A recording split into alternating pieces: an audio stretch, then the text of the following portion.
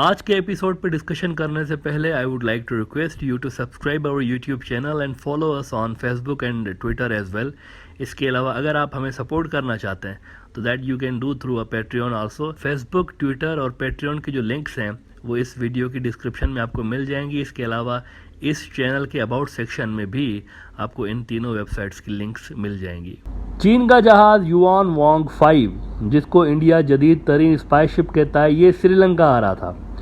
इस पे इंडिया को एतराज़ था कि हमारे जितने भी सैटेलाइट्स हैं ऊपर, इनको चीन इस जहाज़ की मदद से ना सिर्फ ट्रैक करेगा बल्कि मुसलसल इसको मॉनिटर भी कर रहा होगा और हमारे तमाम बैलिस्टिक मिसाइल टेस्ट जो हैं इसका डेटा भी इस शिप पे मौजूद सिस्टम्स के ज़रिए चाइना हासिल कर लेगा अगर ये श्रीलंका पे इस जहाज़ को लेकर आ गए तो।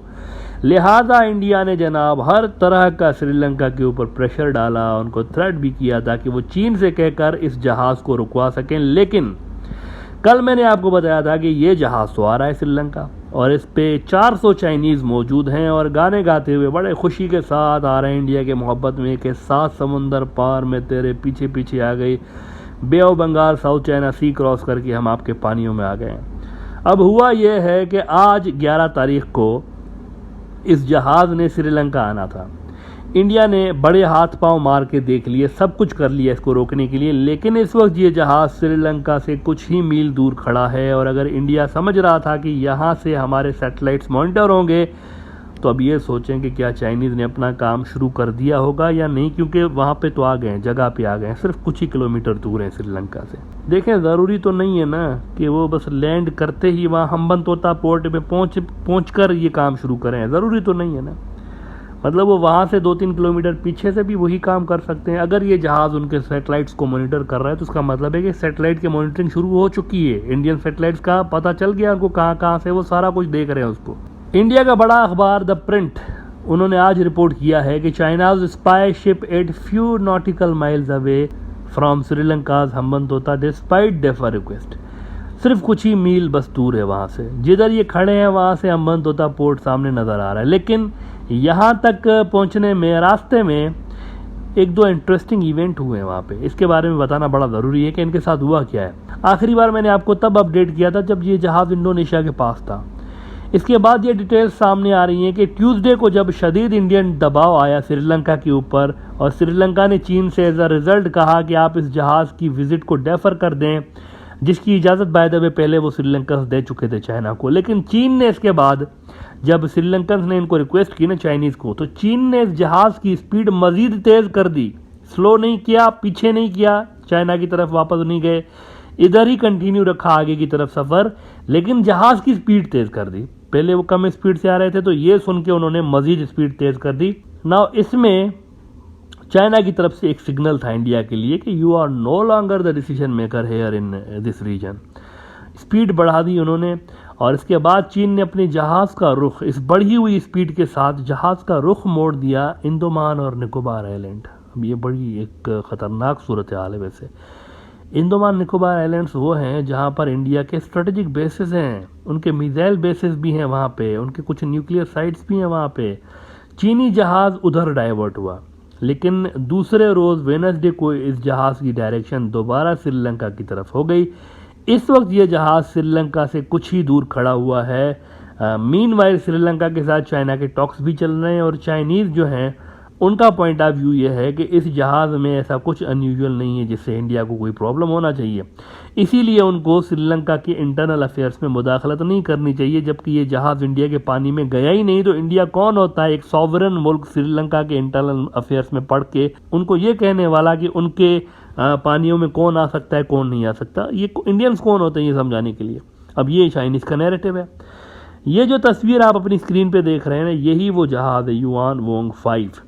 इंडियन न्यूज़ आउटलेट ANI ने इस डेवलपमेंट को कुछ यूं कवर किया है कि China's spy ship at few nautical miles away from Sri Lanka Hambantota despite defer request. अब मेरा नहीं ख्याल कि ये इंडिया का डिप्लोमेटिक फेल्यूर है।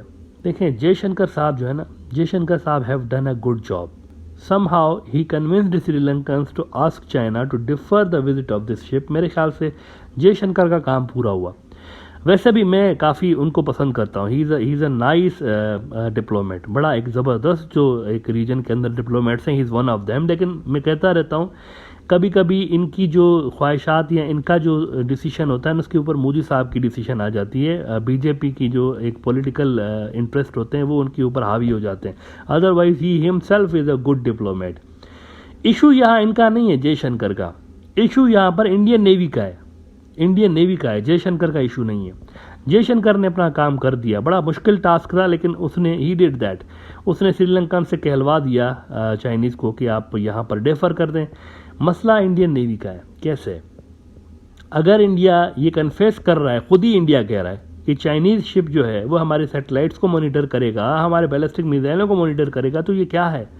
इसका मतलब है कि ये जो शिप है ये सिक्योरिटी थ्रेट है ना। इसका मतलब इंडिया यही कहना चाह रहा है कि सिक्योरिटी थ्रेट है हमारे लिए। तो सिक्योरिटी थ्रेट को जयशंकर क्या करेगा भाई? वो तो फॉरेन मिनिस्टर है, वो तो डिप्लोमेट है। अगर इंडिया में कैपेबिलिटीज़ हैं, इंडियन नेवी मतलब उसमें कैपेबिलिटी है, तो आते ना मैदान में, चाइनीज़ जहाज़ को रोकते ना ज़बरदस्ती कि साहब आप यहाँ पर कैसे ये जहाज़ लेकर आ रहे हैं हमारे नेबरहुड में, इस जहाज़ से हमारे सैटेलाइट्स को ख़तरा है, हमारे मिसाइलों को आप ट्रैक करेंगे। लेकिन कैपेबिलिटीज़ चूँकि इंडियन नेवी में नहीं है चाइना से लड़ने की, तो इंडिया इस इशू को गलत फोरम पे, डिप्लोमेटिक फोरम पे हल करने की कोशिश करता रहा है। डिप्लोमेटिकली भी इंडिया ने कोशिशें की है, जयशंकर ने अच्छी कोशिश की है, लेकिन रिजल्ट उस हिसाब से नहीं मिल पाया। मतलब श्रीलंका ने कह तो दिया कि आप यहाँ पर डेफर कर दें, लेकिन देखें चाइनीज़ तो आ गए ना। टेलीग्राफ भी खबर लगा रहा है कि diplomatic showdown looms over China's spy ships plan to dock at Sri Lanka संबंध होता। बहरहाल इंडिया ने कहा कि इनको रोकने के लिए हम हर मुमकिन कोशिश करेंगे, लेकिन इंडिया की तमाम एफर्ट्स अभी फेल हुई हैं। अब अगर इंडिया इस बात पे खुश होता है कि जी चाइनीज़ हमबंद होता पोर्ट पे नहीं आए, उसके पास खड़े हैं, इससे कुछ मील दूर खड़े हैं, तो इससे खुश होने की बजाय इस बात पे ध्यान देना चाहिए कि अगर ये वाकई सैटेलाइट ट्रैकिंग शिप है तो चीन ने तो तमाम सैटेलाइट्स इंडिया के अपने निशाने पे रख ली होंगी अभी तक, क्योंकि देखें वहीं पे उसी लोकेशन पे तकरीबन खड़ा हुआ है ना। और ये इंडिया के लिए अलार्मिंग होगा। मतलब अगर देखा जाए तो चाइना के ऑब्जेक्टिव अचीव हो चुके हैं, इंडिया का ऑब्जेक्टिव अचीव अभी तक नहीं हुआ। इंडियन नेवी में अगर कैपेबिलिटीज़ हैं चीन को रोकने की, तो शौक पूरा कर लें, जाएं उनको वहां से भगाएं, अगर वो कर सकते हैं ऐसा तो। वरना चीन तो अपना ऑब्जेक्टिव देखें हासिल कर रहा है। तो अभी तक की जो एक स्टोरी डेवलप हुई है उसमें जयशंकर ने अपना काम बड़ा ज़बरदस्त तरीके से कर दिया इंडिया के लिए, लेकिन इंडियन नेवी ने रवायती तौर पर लेट डाउन किया है, जैसे इंडियन आर्मी ने लेट डाउन किया है ना इंडिया को एज अ कंट्री। आप देखें लद्दाख के अंदर इतने बड़े इलाके पे वो घुस के आ गए हैं चाइनीज़, जो कि डिस्प्यूटेड इलाका है बाय द वे, इंडिया का इलाका नहीं है। मैं ये नहीं कह सकता हूँ कि चाइनीज़ जो है वो इंडिया के इलाके में आए, नहीं नहीं नहीं, ये इंडियन इलाका नहीं है, this is a disputed land. और इस पे जितना इंडिया का क्लेम है उससे ज़्यादा तो चाइना का क्लेम है। और चाइनीज़ का क्लेम जो है वो हिस्टोरिकल कॉन्टेक्स्ट में है कि ये कब से इंडिया का हिस्सा था इलाका। वो कहते हैं मिंग डायनेस्टी में, देखें ये हमारा था या नहीं था।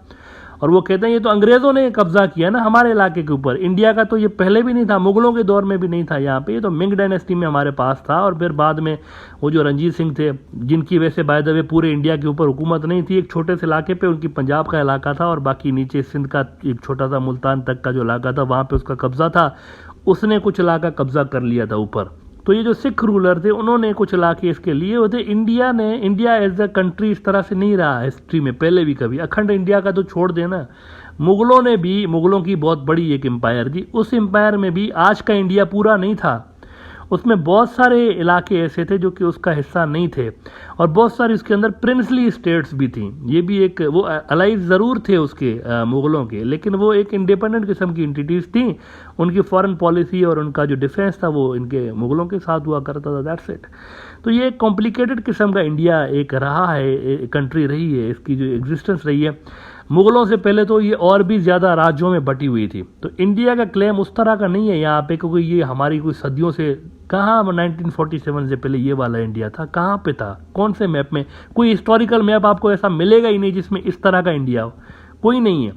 चाइनीज़ का मैप आपको मिलता है, इवन वेस्टर्न जो है ना हिस्टोरियंस, उनकी बुक्स उठा के देख लें, उसमें भी आपको ये जो इलाके हैं ना, लद्दाख, अरुणाचल प्रदेश, सिक्किम, ये उनके चाइनीज़ के कब्जे में रहे, चाइनीज़ के पास रहे हमेशा से। तिब्बत का जो आप कहते रहते हैं वो भी एक उनके बीच टसल चलती रही है। तिब्बत की एक किंगडम थी और फिर बाद में वहाँ पे मिंग डायनेस्टी वालों के साथ वो मिल गए, उनका आपस में वो चलता रहा है, लेकिन इंडिया के पास नहीं था ये। चाइनीज़ के कंट्रोल में रहे हैं, लेकिन इंडिया के कंट्रोल में एज अ इंडिया नहीं रहे। जिस तरह आज इंडिया इस तरह नहीं रहे। तो चाइना का क्लेम वहाँ पे मजबूत है। तो वहाँ पे जैसे लेट डाउन इंडियन आर्मी ने किया है इंडिया को एज अ कंट्री, कि वो इलाका नहीं बचा पाए, बहुत बड़ा इलाका चाइना ले गया है। यहाँ पे इंडियन नेवी लेट डाउन कर रही है मेरे ख्याल से। वो मायूस कर रही है इंडियंस को कि वो इस शिप को आने से रोक नहीं पाए।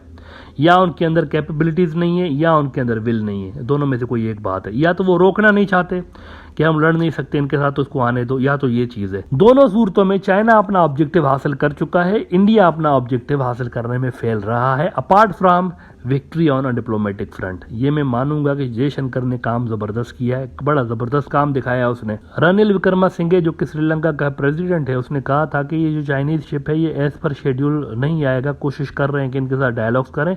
मेरे ख्याल से ये जयशंकर की विक्ट्री है।